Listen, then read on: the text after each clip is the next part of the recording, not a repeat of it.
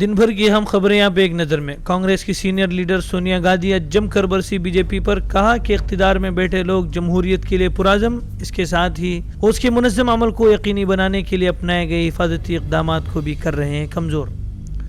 وزیر اعظم نریندر مودی کی تعریف کرتے ہوئے چین کے گلوبل ٹائمز اخبار کا بیان، کہا کہ ان کی قیادت میں ہندوستان نے اقتصادی، سماجی، نظم و نسق اور خارجہ پالیسی کے شعبوں میں کی ہے نمایاں ترقی۔ کانگریس کا پلٹوار، کہا کہ چینی سرکاری میڈیا نے وزیر اعظم کی تعریف اس لیے کی، انہوں نے چینی گھسپیٹ کے جواب میں اپنی آنکھیں موند لی۔ جموں ریلوے اسٹیشن پر تعینات ریلوے محکمے کے ایک ملازم کو انٹیلیجنس تحقیقاتی ایجنسی نے پاکستان کے لیے مبینہ جاسوسی کے الزام میں لیا حراست میں، ملزم زیر تفتیش، خفیہ ایجنسی نے کیا موبائل ضبط۔ سیٹوں کی تقسیم کے معاملے پر انڈیا اتحاد کی شراکت داروں کے درمیان ابھرنے والے اختلافات کے باوجود اس عظیم اتحاد نے آئندہ انتخابات میں کم از کم 400 لوک سبھا سیٹوں پر بی جے پی کو سیدھے ٹکر دینے کا کیا فیصلہ۔ رام مندر تقریبات سے متعلق ملی ذمہ داران کا مشترکہ بیان، کہا ایودھیا میں رام مندر سے متعلق مجوزہ تقاریب کو سیاسی مقاصد کے لیے استعمال کرنے کی کوششیں ہماری نزدیک باعث تشویش۔ آئین انتخابات کے قریب ملک بھر میں منعقد کی جانے والی تقاریب اور سرکاری سرپرستی نہ صرف ملک کے سیکولر دستور کے خلاف بلکہ منصفانہ انتخابات کی روح سے بھی متصادم۔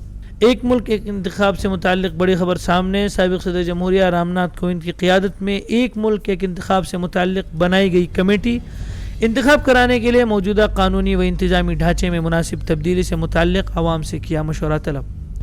ٹیک آف کے فوراً بعد بوئنگ طیارے کا دروازہ ٹوٹ کر ہوا میں اڑ گیا، ہنگامی لینڈنگ، تمام مسافر محفوظ۔